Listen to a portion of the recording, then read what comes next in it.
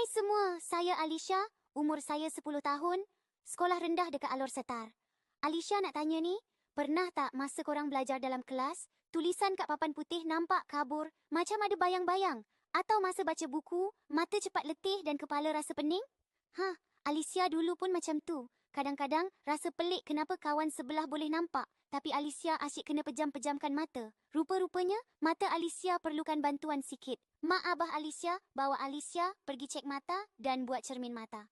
Lepas pakai, wah, semuanya lebih jelas dan terang. Sekarang, belajar lagi senang dan best.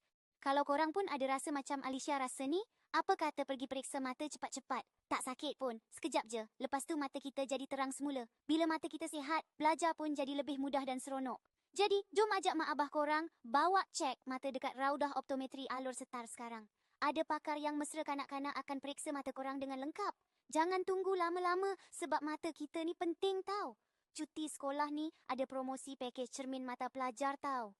Bingkai RM1 je dan serendah RM81 boleh dapat cermin mata cantik macam Alicia ni. Mata sihat, masa depan cerah. Jom kita jaga mata sama-sama.